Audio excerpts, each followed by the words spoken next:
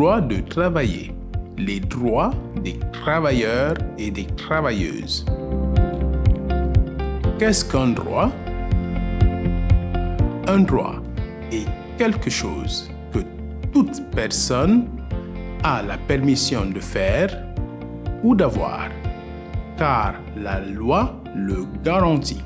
En tant que travailleurs également, vous avez des droits, c'est-à-dire ce que selon la loi, l'employeur doit vous garantir parce que c'est essentiel pour vous. Le travail n'est pas une faveur que l'employeur vous accorde. Le travail est le droit de toutes et de tous. Chaque personne a le droit de travailler. Quels sont donc les principaux droits des travailleurs et des travailleuses? Les principaux droits des travailleurs et des travailleuses sont le droit à la rémunération de son travail, le droit au repos, aux vacances et aux congés maladie payés, le droit à la santé et à la sécurité au travail, et le droit d'effectuer des tâches égales ou similaires à celles stipulées dans le contrat, le droit au paiement de cotisations pour constituer des mesures de sécurité sociale, le droit à un traitement décent. Voyons-les dans le détail.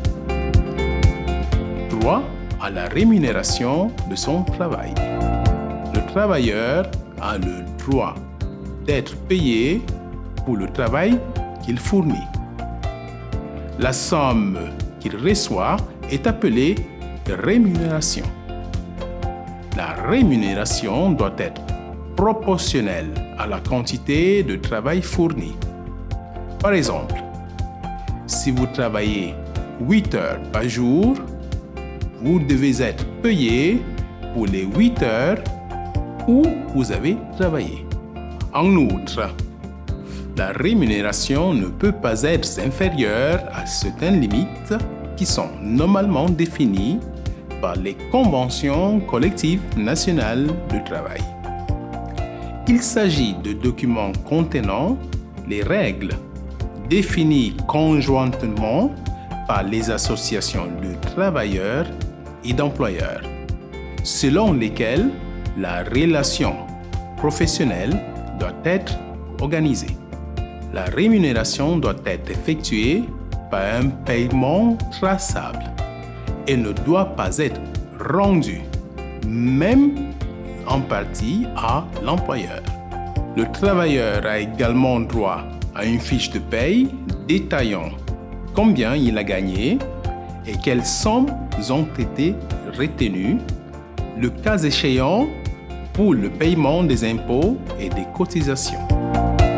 Droit au repos, aux vacances et aux congés maladie payés.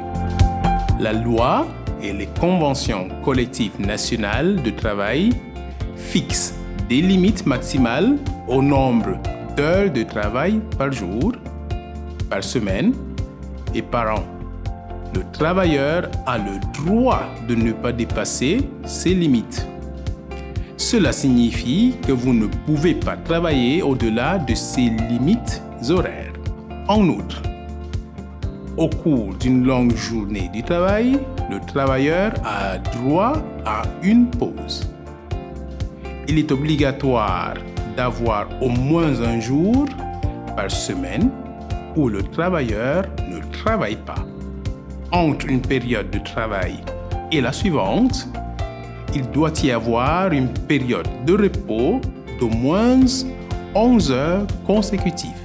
Enfin, vous avez droit à des congés, c'est-à-dire à des jours de repos en plus de celui qui est garanti au moins une fois par semaine, qui doivent être payés. Droit à la santé et à la sécurité au travail et à l'exécution des tâches contractuelles. Le travailleur a le droit d'être informé des risques auxquels il peut être confronté sur le lieu de travail et de bénéficier d'équipements de protection contre ces risques particuliers. Il incombe à l'employeur de fournir gratuitement l'information nécessaire par le biais d'un cours spécifique et les équipements de protection. Les équipements de protection destinés aux travailleurs sont souvent appelés DPI, ce qui signifie Dispositivo di Protezione Individuale, c'est-à-dire équipement de protection individuelle. La santé du travailleur n'est pas seulement la prévention des maladies et des accidents, mais aussi la garantie d'un environnement de travail qui ne vous apporte pas de stress et que les activités que vous effectuez sont conformes à celles spécifiées dans votre contrat.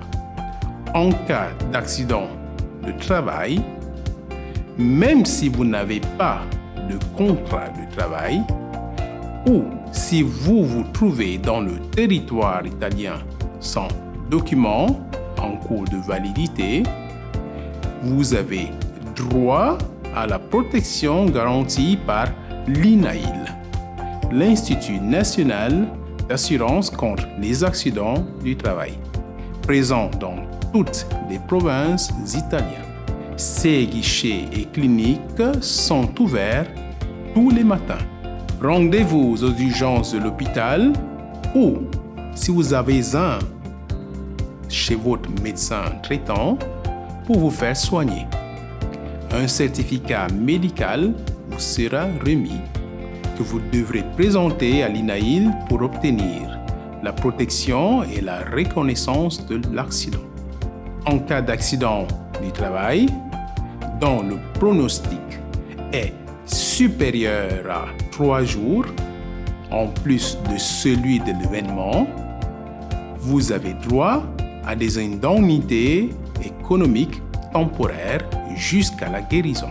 En cas d'accident mortel du travail, les survivants ont droit à des prestations économiques. Droit au paiement de cotisations pour constituer des mesures de sécurité sociale. La loi identifie des situations particulières de besoin dans lesquelles les travailleurs peuvent se trouver et prévoit des moyens pour le protéger si ces occasions se présentent. En cas de maladie, d'accident du travail ou de maladie professionnelle, et lorsque vous devenez parent, vous avez le droit de ne pas travailler pendant un certain temps tout en recevant votre rémunération ou des indemnités pour subvenir à vos besoins.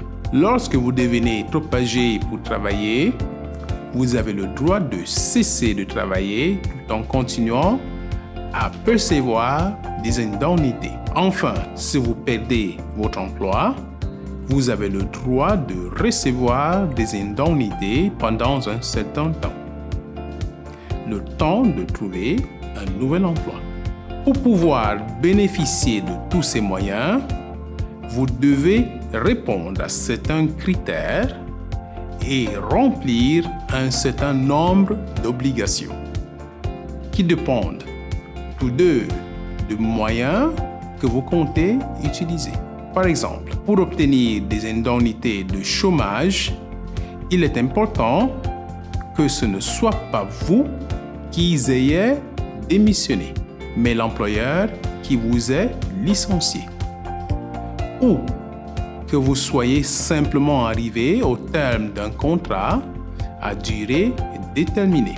Il est également essentiel que l'employeur paye en votre nom les cotisations aux institutions publiques de sécurité sociale. Il s'agit d'une partie de votre rémunération qui ne vous est pas remise directement, mais qui figure sur votre fiche de paye comme preuve que l'employeur s'est acquitté de cette obligation très importante. Droit au traitement décent. Le travailleur a le droit d'être traité avec dignité par l'employeur et ses collaborateurs. Il ne peut donc pas, par exemple, être menacé ou subir des violences.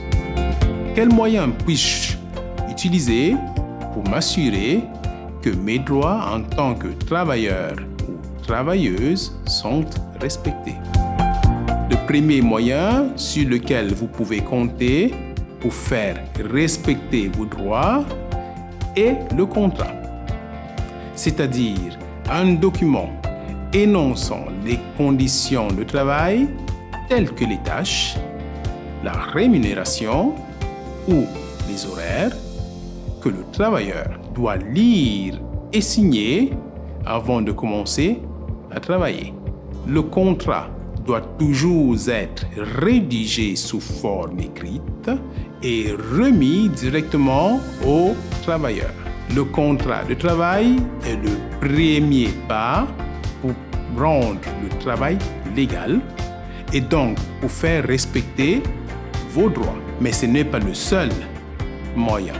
En effet, il est essentiel de toujours prêter attention aux points qui ne sont pas clairs et en cas de doute, de contacter gratuitement les syndicats ou les CAF actifs dans votre région ou même l'inspection du travail.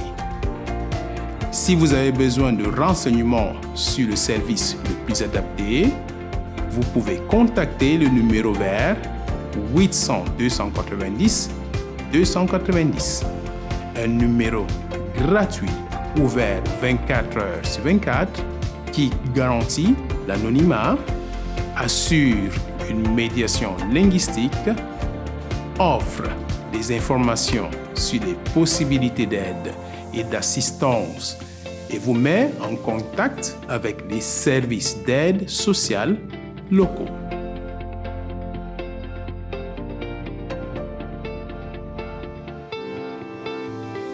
Vous avez besoin d'aide pour une situation dans laquelle vous vous trouvez et donc vous êtes témoin, appelez le numéro 800 290 290.